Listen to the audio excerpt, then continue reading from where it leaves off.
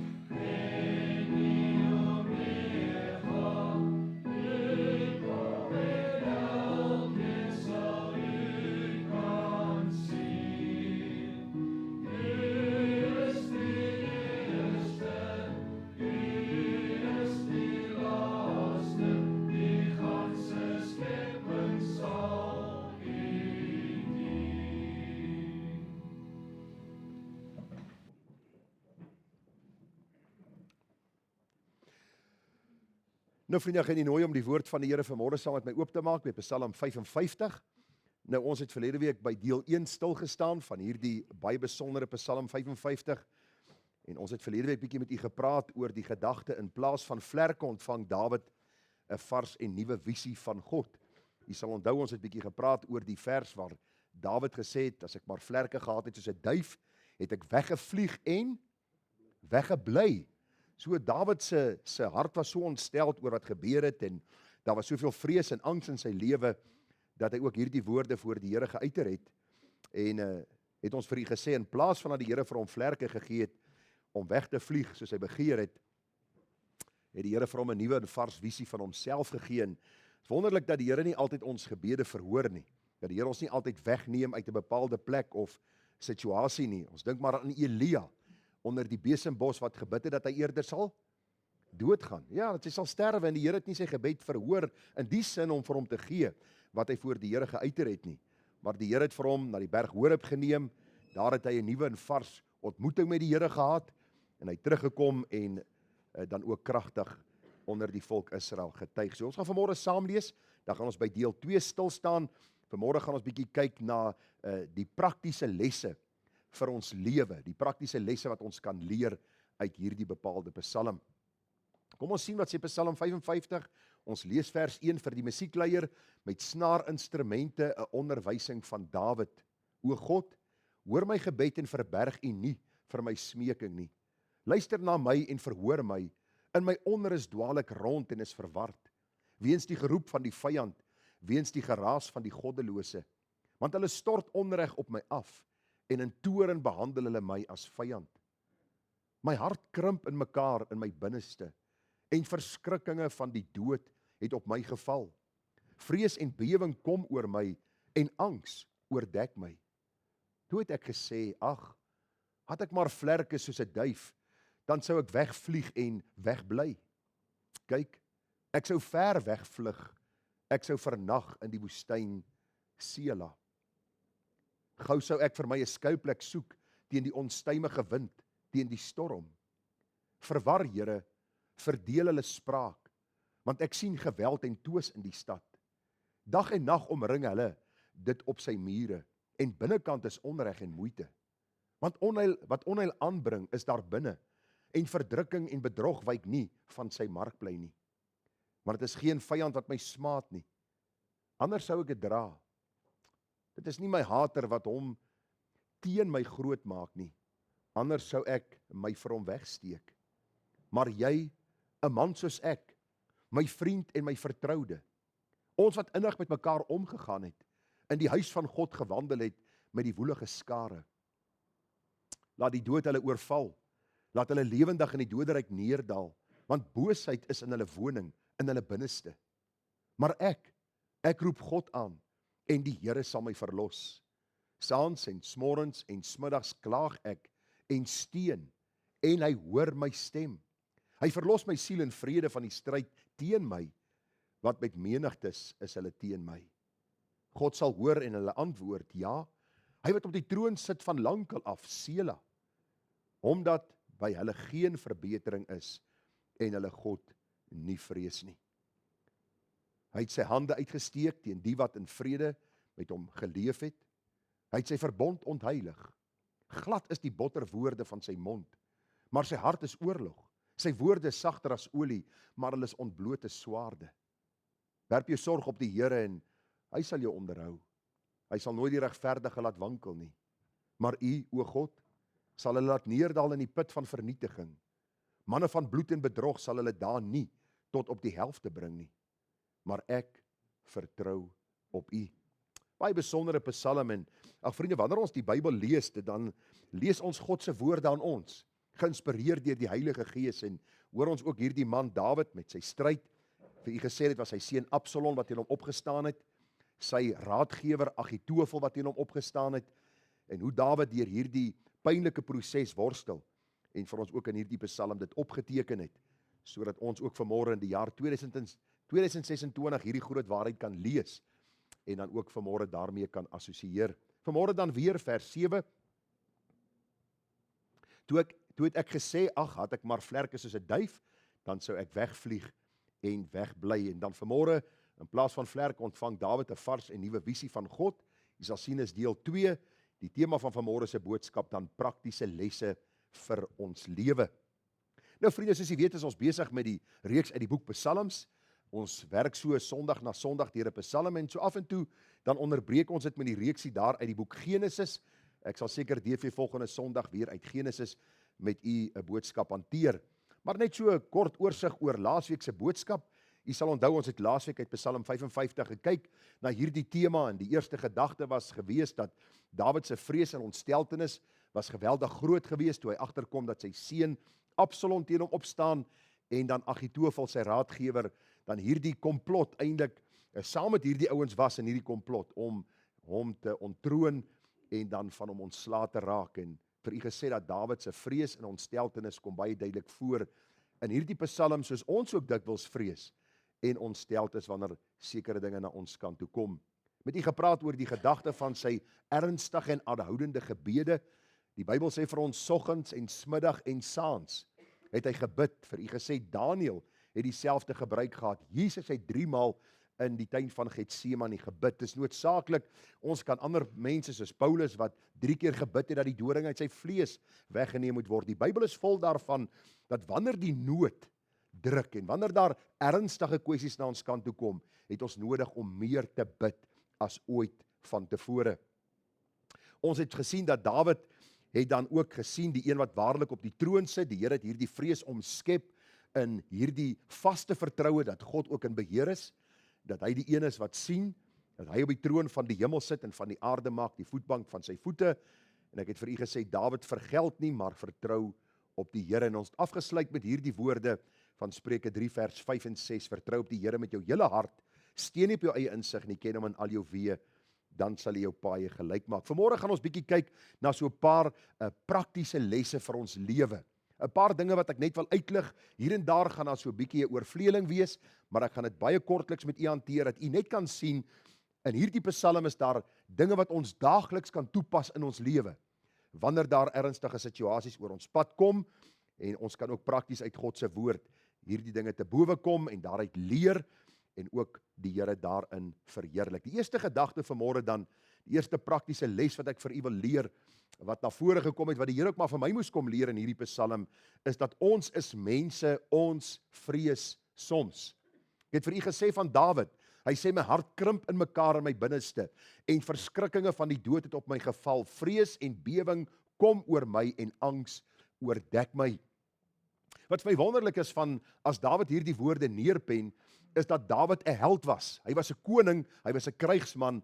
Die vrouens het gesing, Saul het sy duisende verslaan, Dawid sy 10.000, en tog sien ons, daar was tye wat Dawid so geweldig met vrees oorweldig was, dat Dawid se hart in mekaar gekrimp het. Dis letterlik 'n seer wat jy beleef, wat jy vir ander mense nie kan beskryf nie. En ons elkeen wat vanmôre hier sit, kan in 'n mindere of in 'n meerdere mate daarmee assosieer. Wanneer jy agterkom, mense kom jou te na.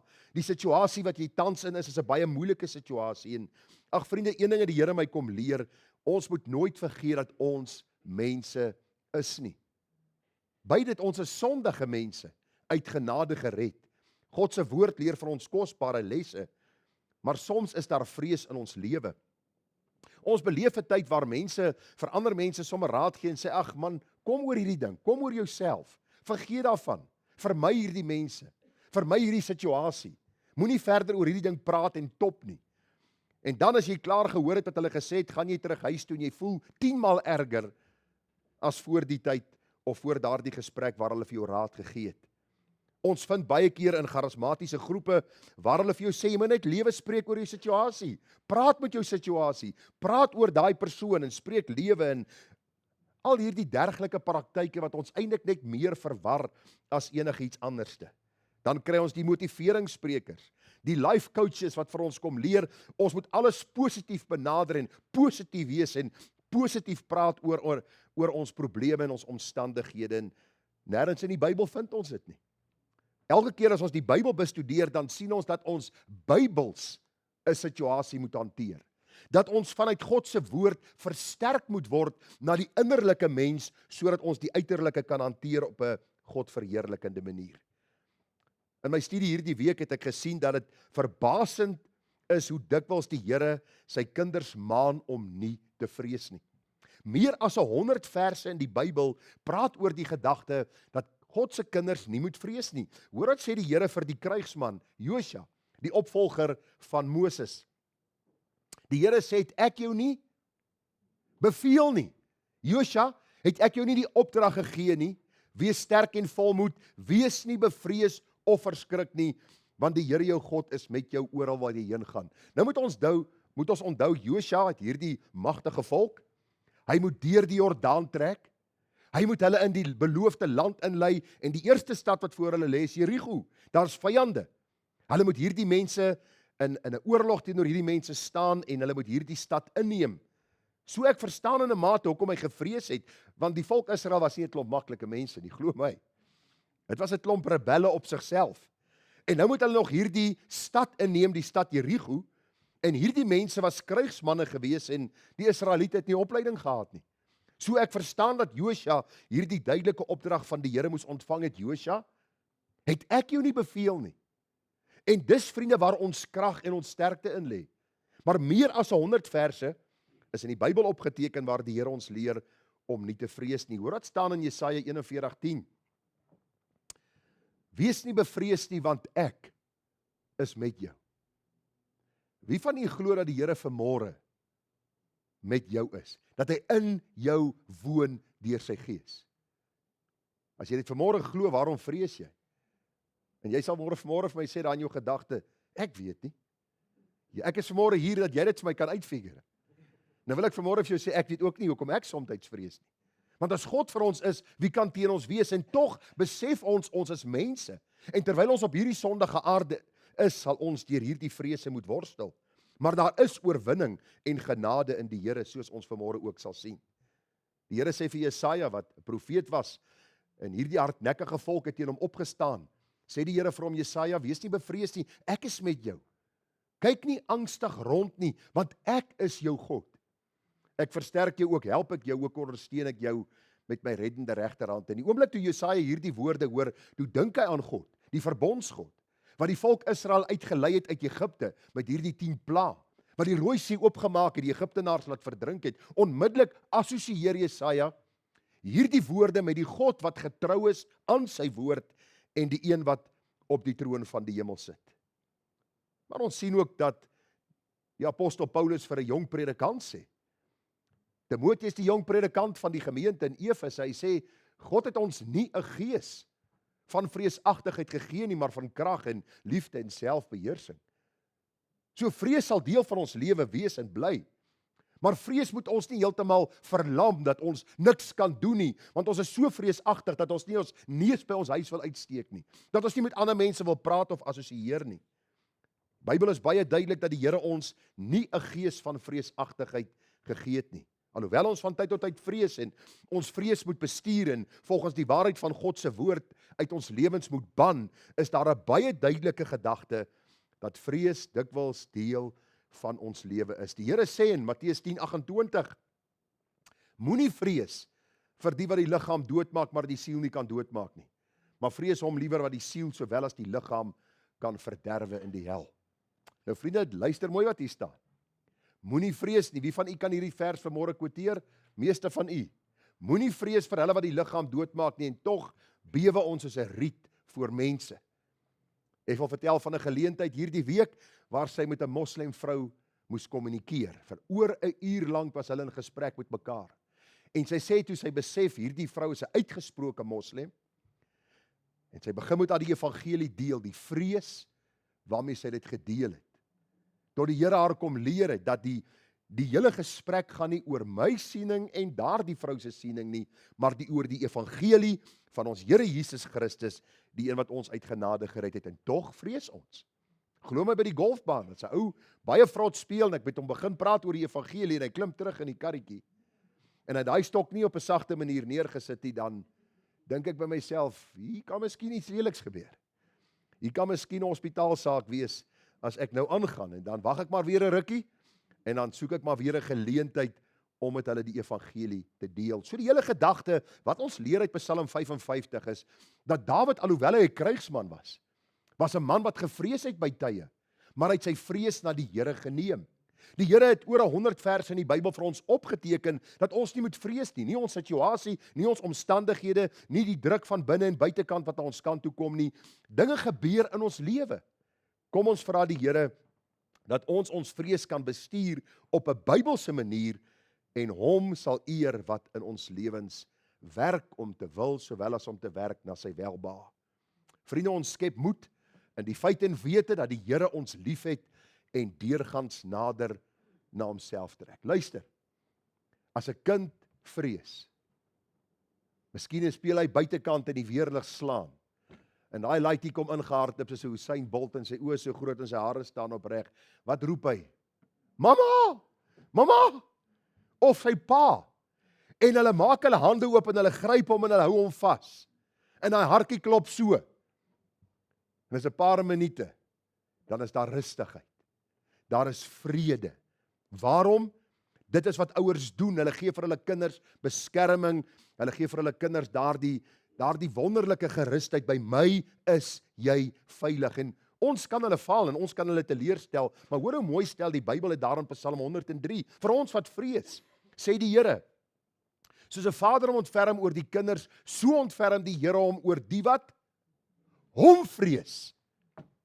As ons vrees geanker is in die feit en wete dat God in beheer is van alles, wat ook al met my gebeur, dan raak my vrees rustig in hierdie, kan ek maar die praktiese illustrasie gebruik van die vader wat sy kind omhels en vir hom sê, my kind, moenie vrees nie, ek is by jou. Psalmdigter sê dit so mooi, soos 'n vader hom ontferm oor die kinders, so ontferm die Here hom oor die wat hom vrees, want hy weet watter maaksels ons is, gedagtig dat ons stof is. Vriende, luister, hoe langer ek lewe, hoe ouer ek word, hoe meer kom ek agter ons as mens is eintlik baie pateties. Ons vrees gou, ons raak gou ontsteld, die geringste ding maak vir ons heeltemal gedaan vir môre.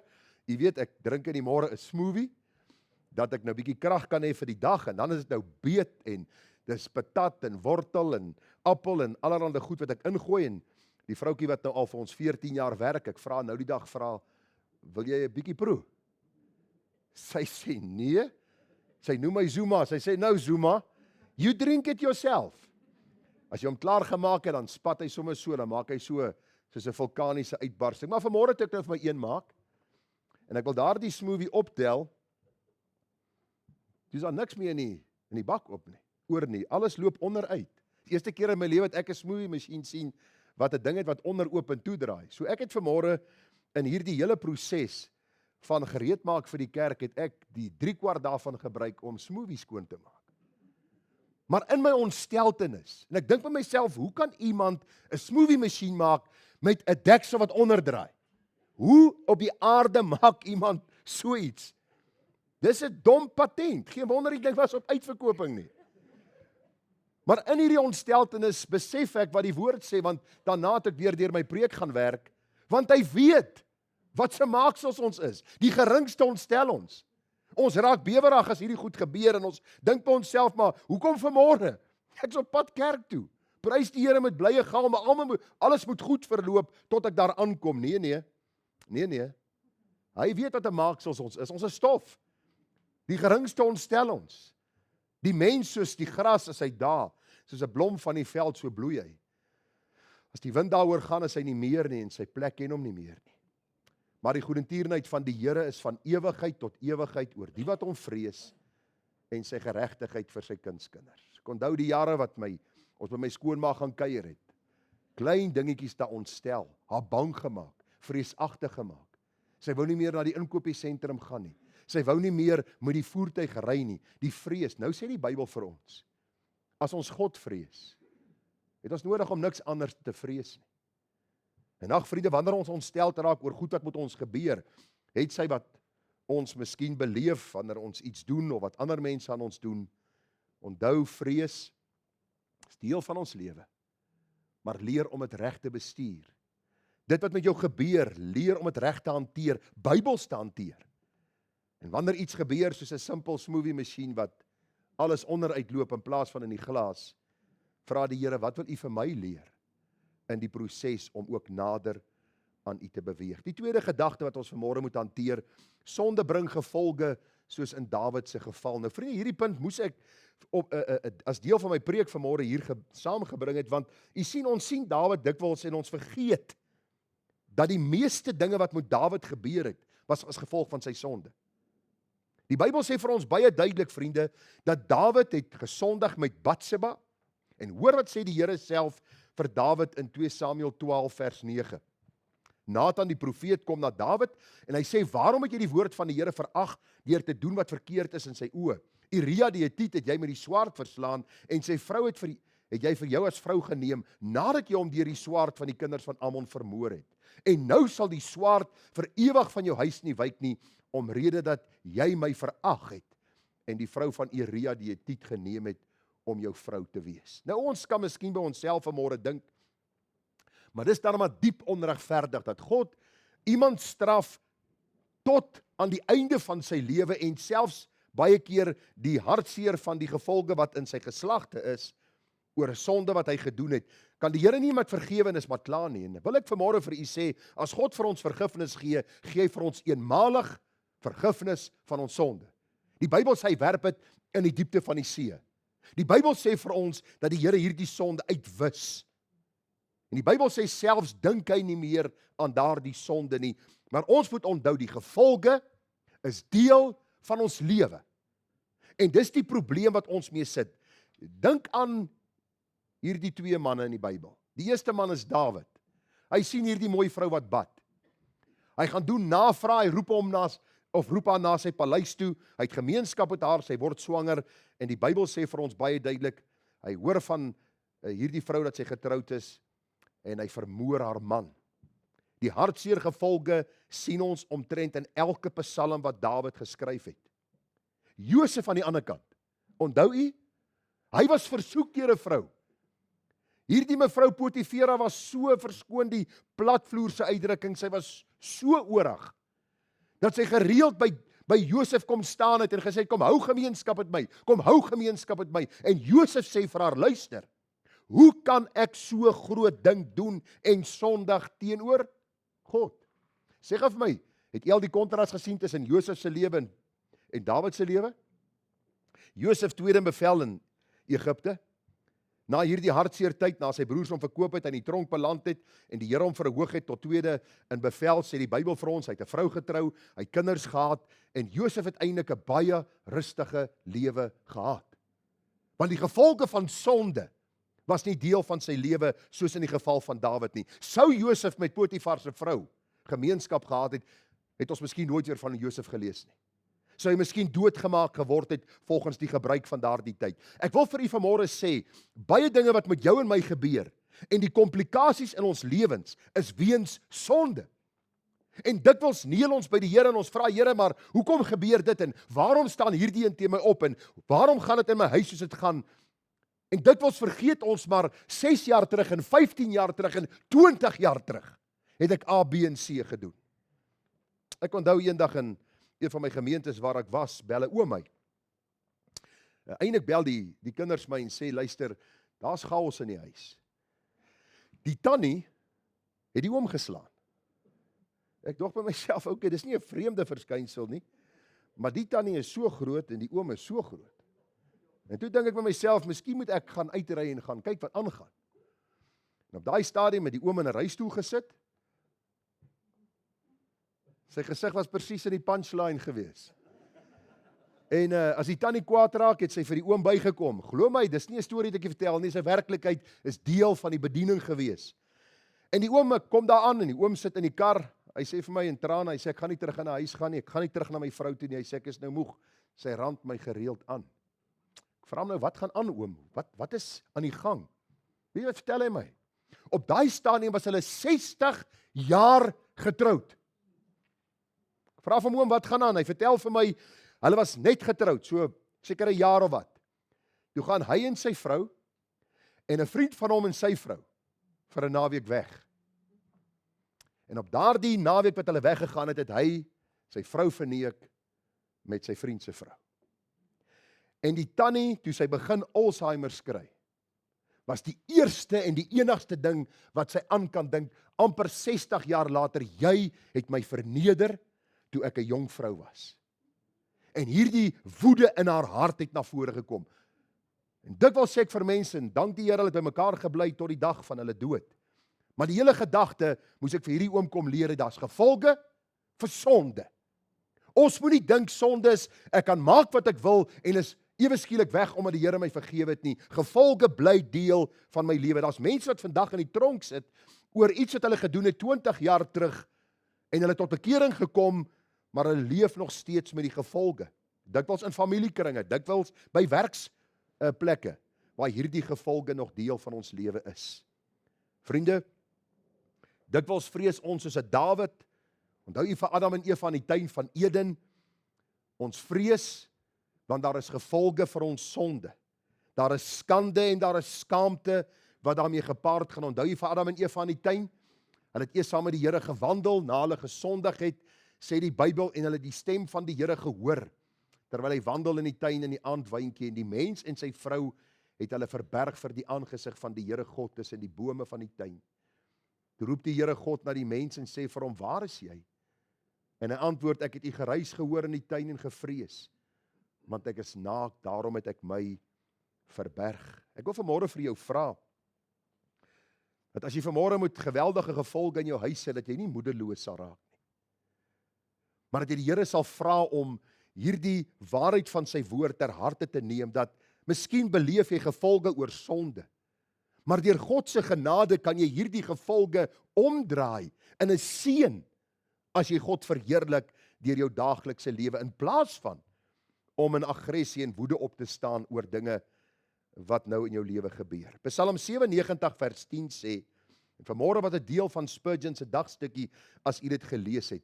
Spurgeon sê, o liefhebbers van die Here, haat die kwaad.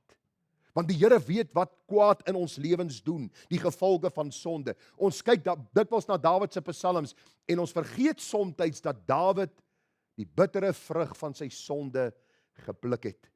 U sien, voordat ons rebelleer en in opstand kom oor dit wat met ons gebeur en wat mense aan ons doen, onthou een, ek verdien eintlik erger.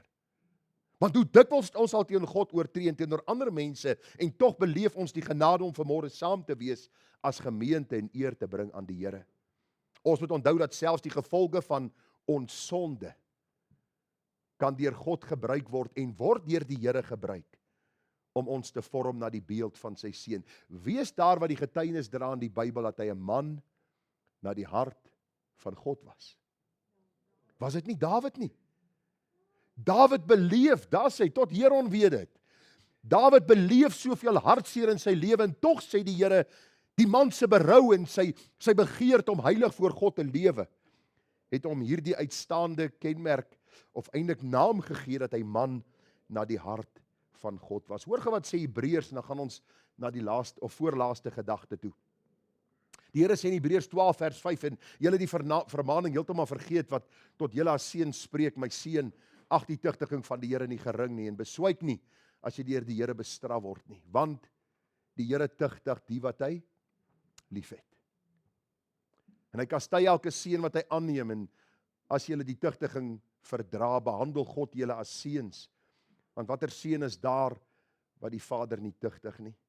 Maar as julle sonder tugtiging is, wat almal deelagtig geword het, dan is julle onegte kinders en nie seuns nie. Die Here red ons nie om ons gemaklik te laat lewe nie. Hy red om ons heilig voor hom te laat lewe. Baie van die goed in ons lewe is gevolge verskoon. Die meeste berading wat ek in my 28 jaar in die bediening gedoen het, is huweliksberading. En die meeste huweliksberading wat ek doen, is omdat die man en die vrou nie oor die weg kom nie. Interessant. Voor die tyd is dit sterretjies in die oë, en jy sê vir die ouetjie, luister, maar ek sien die meisietjie het bietjie 'n kort draad. Dink jy nie dit gaan 'n probleem is in die huwelik nie? Nooit. Die liefde oordek alles. En 3 maande later as hy jou bel in ontsteltenis, dan wil jy vir hom eintlik sê, maar ou broer, gaan lees uit 1 Korintiërs 13, die liefde oordek alles, bedek alles. Meisietjie wat sê, maar hierdie ouetjie, hy is so wonderlik. Hy het sulke oë, as ek in dit kyk, dan raak my bene lam. Dan dink myself, sit gips aan, dat jy nie lam bene kry nie. Want hierdie skepsel gaan vir jou hartseer in jou lewe berokken. En tog dan trou hulle. Na al die waarskuwings wat jy hulle gegee het, trou hulle. En dan begin jy met die berading en jy begin met hulle praat en hulle wil die Here die skuld gee en hulle wil ouers die skuld gee en familie en vriende en omstandighede en werksituasies. In plaas van om te sê, Here, ek is 'n sondaar en ook my sondige bydra aan hierdie huwelik veroorsaak dat ons hierdie probleem het. Help my om minder te word sodat u meer kan word. Dikwels is daar tugtiging in 'n ou se lewe. Hartseer gevolge, dinge wat gebeur omdat ons in ons lewe sondig. Ons luister nie. Dikwels trek ons aan ongelyke juk. Dikwels is daar by die werksplek dinge wat ek doen en sê, wat hartseer gevolge het en langdurige gevolge het. Daarom pleit ek by jou vanmôre, dat ek en jy seker sal maak dat ons die pad met die Here stap, en as ons gesondig het, dat ons sal bely en laat staan, dat ons alles in ons vermoë sal doen om reg te maak waar ons verkeerd gedoen het. En God vra om heilig te lewe, sodat hy ook verheerlik sal word. En vir hom te vra, Here, gebruik ook hierdie gevolge. Gebruik ook hierdie gevolge om my te vorm tot u eer. Ek het u vertel, ek en my vrou was 18 maande getroud, toe ons uitmekaar uit. 18 maande. Dis sê ek vir luister, ek het nie aangemeld vir die nonsens nie. Ek sien dis vir jou en jou ma en jou familie en vriende, en sy, ek is nie, dis, eintlik was dit meer van my kant af as van haar kant af. Maar die ouers het geweldig ingemeng, en daar was geweldige dinge, ons was 19 en 22. En in daardie tyd kom leer die Here vir my, 'n belofte wat jy voor God maak, is 'n belofte wat jy gestand moet doen. En die probleem is nie jou skoonma of jou pa en jou ma, en al die dingetjies wat jy wil na vore bring, omdat hierdie ding nie gaan werk nie, die probleem is jy. Kyk in die spieël en sien jy die grootste probleem in jou lewe is jy. Want jy wil nie buig onder God se gesag nie. En vandag is 35 jaar verby, en ek dank die Here. Ek sê nou dag vir haar, ek dank die Here, dat hy hierdie onnosele jongman voorgekeer het, dat ek nie my lewe sou verongeluk het, en vandag moes terugkyk na hartseer gevolge, omdat ek na God nie wou luister nie. Die volgende gedagte, seerkry is deel van die gevalle sondige wêreld in ons daaglikse lewe. Vriende, as jy nooit weer wil siek word nie, as jy nooit probleme wil hê nie, as jy nooit wil hê nie, begin van vanmôre af bid, Here, maak my vandag dood. R.C. Sproul sê in die konsistorie, as hy siek is, dan bid hulle, Here, maak asseblief ons predikant volmaak gesond, dan wil hy die ou keer en sê, wow, hou op bid daarvoor, want jy bid dat ek moet doodgaan. Dis die enigste dag wanneer ek volmaak gaan wees. Vry van sonde, vry van siekte, vry van pyn. Luister, daar bestaan nie so lewe op aarde nie. Soos jy ouer word, is daar meer probleme as wat jy jonger is. En nou kan jy vir my sê, maar ek tog as ou pensioen vat, dan is die lewe die Kaap Hollands. Jy het lekker geldjie in die bank, alles gaan goed, alles loop klok tussen boom, en as 'n oom nou dag vir my sê, ek het die geld, maar ek het nie meer die krag om iets te doen nie. Ek wil niks meer doen nie. So die hele gedagte wat ek maar net vir jou sê, daar stryd van binne, stryd van buite, so moenie dink jy gaan 'n idilliese of die idilliese gedagte koester van 'n paradyslewe nie. Ons is nie in die tuin van Eden voor die sondeval mee nie. Ons is nie in 'n wêreld wat nie geraak word deur sonde nie. Selfs in Mauritius sê hulle waar hierdie ryk mense vir hulle plekke koop en vakansie gaan hou, is van die grootste armoede en ellende en selfs diefstal wat plaasvind. In die pragtige plek, en dan is daar die Karibiese eilande en al hierdie plekke wat mense vir ons sê, as jy net daar vir jou huisie kan koop, sal alles net goed loop. Luister, die Bybel sê vir ons baie duidelik, ons lewe in 'n gebroke wêreld na die sondeval. Die Here sê dorings en distels sal deel van ons lewe wees. Misverstande sal deel van ons lewe wees. Siekte, stryd, finansiële kwessies, probleme in jou se huwelik, probleme met mense om jou, bure, noem dit. Daarom is dit belangrik dat ons sal sien dat hierdie hartseer gevolge deel van die sondeval is. Dawid se psalms leer vir ons baie daaroor. Hy sê, Psalm 55:13, want dit is geen vyand wat my smaad nie, anders sou ek dit dra. Dit is nie my hater wat hom teen my groot maak nie, maar jy 'n man soos ek, my vriend en my vertroude. Ons onthou Doeg, onthou jy die boodskap daaroor die Edomiet wat gekom het na Saul om te sê waar Dawid homself wegsteek, en al daardie profete en profeteseuns is doodgemaak. So kan u deur die psalms lees, Saul vervolg hom. Ons dink aan Simei wat Dawid vloek. Ons sien hoeveel stryd hy beleef met sy seun Absalom en van sy ander kinders, en ons besef dat seerkry deel is van die gevalle sondige wêreld. En dan lees ons dat Dawid oud geword het, in die bed gelê het en hy het nie warm meer geword. Hulle het komberse oor hom gegooi en allerhande dinge, en Dawid het ijskoud in die bed gelê en hy het gesê, ek weet my tyd van heen gaan is naby. En ek het gister 'n boodskap geluister, en die prediker sê, daardie tyd is eintlik die beste tyd in jou lewe. Want dan is jy op pad na die heerlikheid, waar daar nooit weer pyn, stryd, hartseer, sonde, droefheid of enige iets sal wees nie. Soos jy weet, het ek my pa begrawe in COVID-tyd. Hy en my broer is 7 dae uit mekaar uit oorlede. Die laaste paar gesprekke wat ek nog gehad het, het vir my gesê, my seun, hoe ouer ek word, hoe groter raak die stryd. Die aanvegtinge van binne en buite. Die dag toe ek hom begrawe het, toe sê ek vir die gemeente daar, die mense wat saam gekom het, die handjie vol in COVID-tyd, die mense wat ingeskakel het, ek vir hulle gesê, sy beste lewe het nou begin. Mense vra my dikwels, hoe kon jy eie pa begrawe het? Ek sê maklik. Hy het die goeie stryd gestry. Hy het die wedloop voleindig, hy het die geloof bou. Waarom sal ek dan treur soos hulle wat geen hoop het nie? Ek wil vanmôre vir jou sê, hou op verlang na hierdie utopia wat jy vir jouself in jou kop geskep het.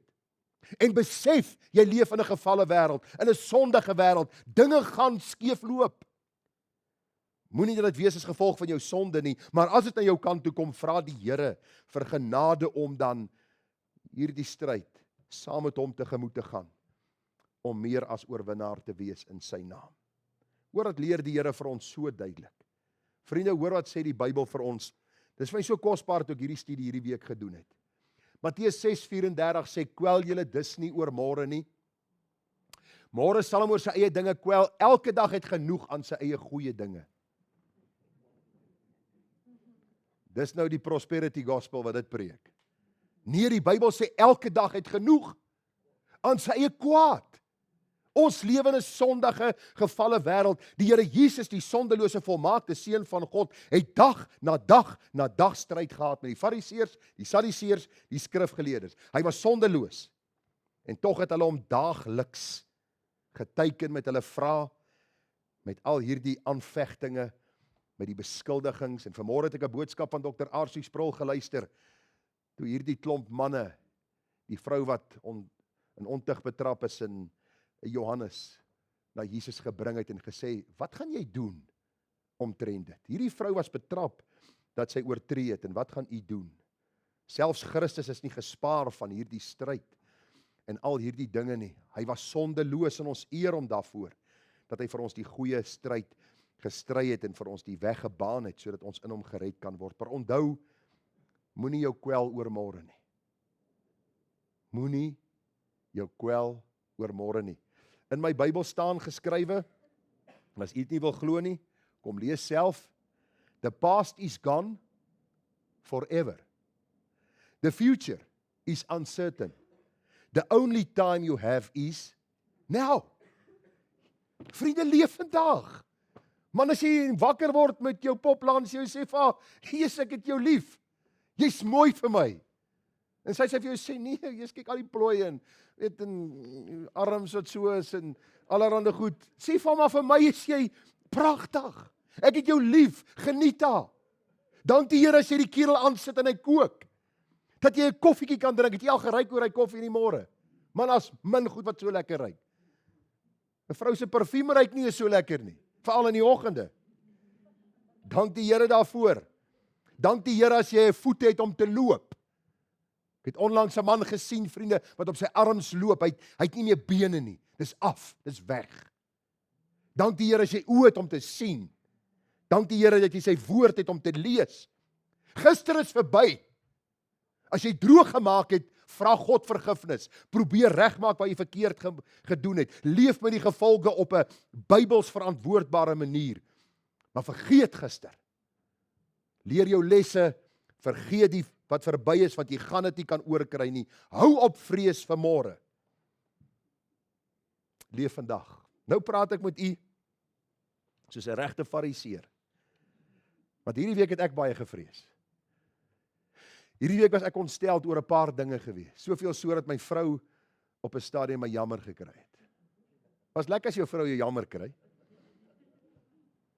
Vertel sy vir jou hoe wonderlik jy is en hoe goed jy is. Dan sê, ag nee man, is nie so nie. Jy weet mos nou. Maar die Bybel leer vir ons, dat ons nie moet vrees nie, dat ons nie so moet vrees hê vir die dag van môre, dat ons vergeet dat die Here vir ons net vandag gee nie. Hoor dit sê Handelinge 14:22.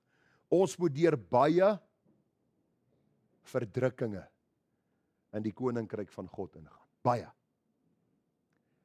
Moenie dat dit vir jou 'n verrassing wees nie. Dis asof ons as iets gebeur, met my, van alle mense. Weet die Here dan nie hoe heilig ek is en hoe lief is ek vir hom en hoe graag wil ek sy gebooie nakom nie? Luister, die heiligste van mense deur die geskiedenis het die grootste stryd beleef. Onthou, ons is in 'n gefalle wêreld, moenie vergeet daarvan nie. 2 Timoteus 3:12, en almal wat ook godvrugtig wil lewe in Christus Jesus sal vervolg word. Onthou jy vir Dr. John MacArthur, man wat nou 'n jaar of 2 gelede oorlede is? Onthou jy in COVID tyd, toe hy sy kerk oopgehou het? Die hofsaak op hofsaak wat hy in was. Hulle wou hom toegesluit het omdat hy bloot sy gemeente bedien met die waarheid van die woord. Dit gebeur, vriende, dat ons vervolg sal word. Ek onthou op 'n stadium, omdat hulle die Bybelse beradings patroon toepas in hulle gemeente en glo dat sielkunde nie ons 'n oplossing gaan gee vir ons probleem nie, maar die Bybel, God se woord, was daar een man wat na hierdie beradings sentrum van hulle gekom het en hy het later selfmoord gepleeg en hulle was vir maande lank in hofsaake. Luister, daar is tientalle mense wat elke dag selfmoord pleeg wat op sielkundige medikasie is. Gaan lees die feite vir jouself. Die goed is daar eintlik om jou dood te maak. En tog sê die wêreld niks daaroor nie, want dit is 'n multi-miljoen rand besigheid.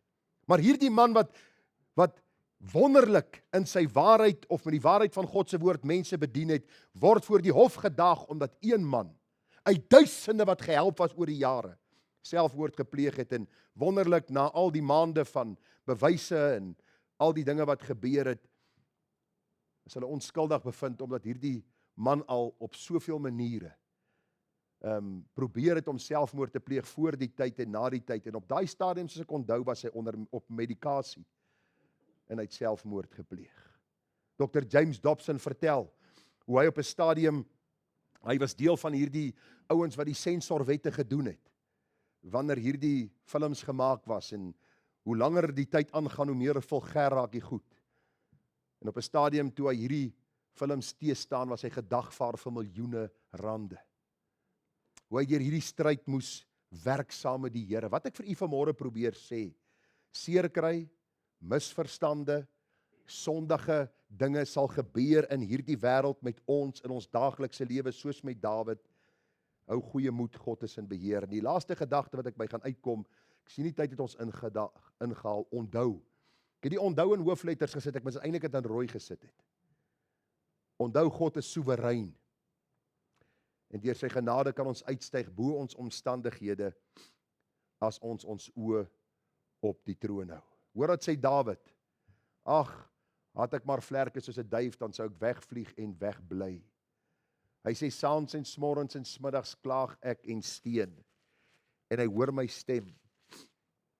Hy verlos my in vrede van die stryd teen my, wat met menigtes is hulle teen my.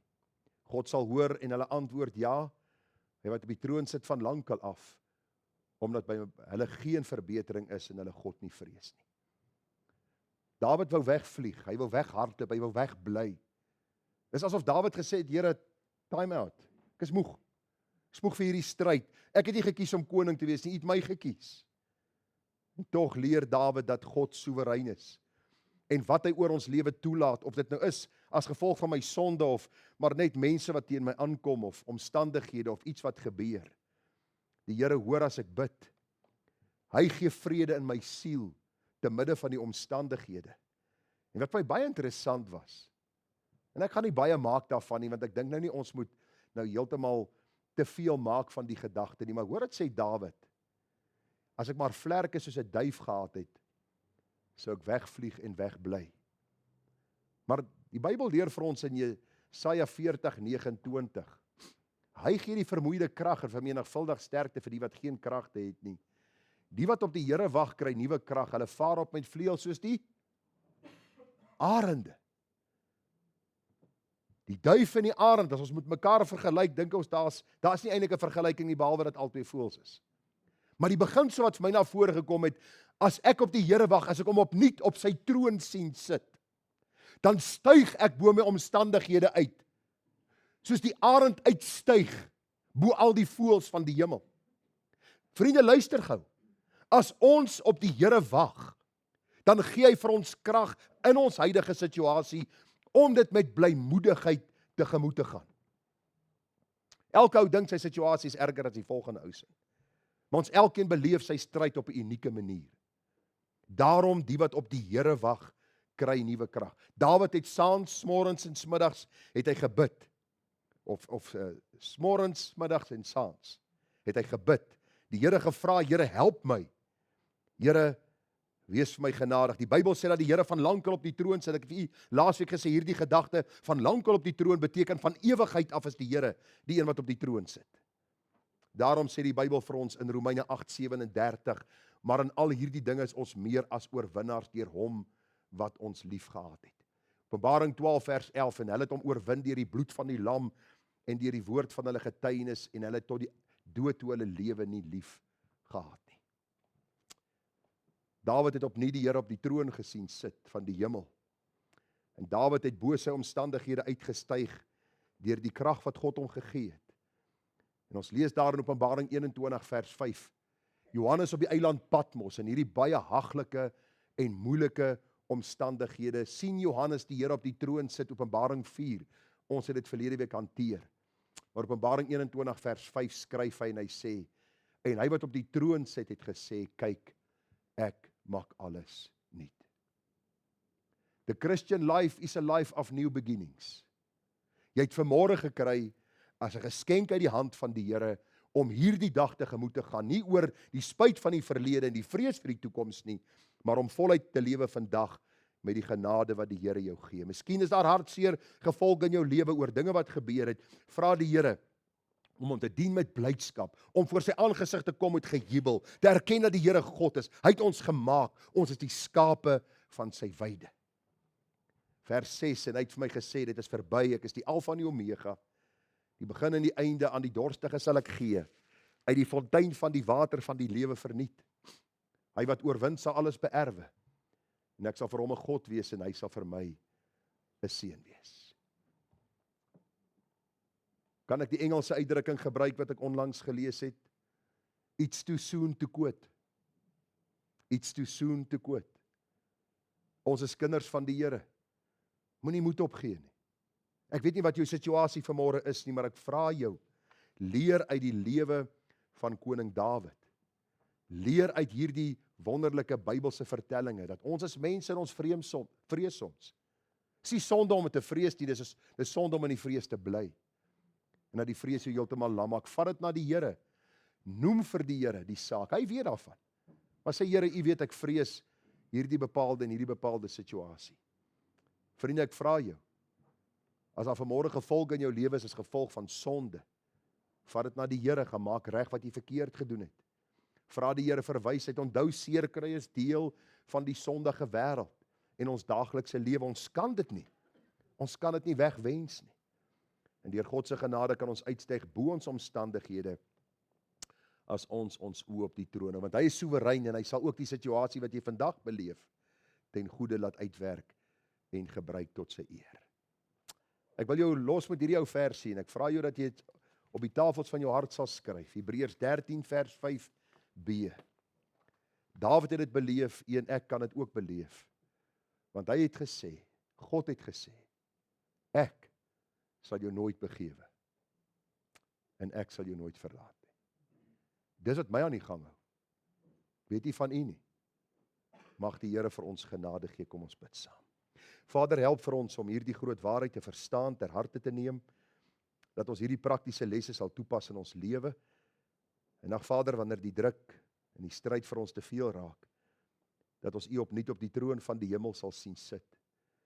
Dat ons die geloofsoë sal oprig na hom wat gesê het, kyk, ek maak alles nuut. En dat ons elke dag met blydskap tegemoet sal gaan. Want die blydskap in die Here is ons beskutting. Dis die blydskap in die Here wat ons beskutting is. Vader, help ons is nietig, ons is sondig, ons is geneig tot die kwaad, ons het soveel dinge waarmee ons stoei, binne en buite. Maar help vir ons om te besef en te verstaan, dat ons is meer as oorwinnaars deur Christus, wat ons lief gehad het. Hy is die oorwinnaar en in hom kan ons meer as oorwinnaars wees. Ons het nie krag in onsself nie, daarom is ons nie positief oor ons situasie nie, ons dink Bybels oor ons situasie. En ons vra vir Bybelse raad, om daardeur te werk, ander kant uit te kom, om dan ook 'n getuie vir U te wees.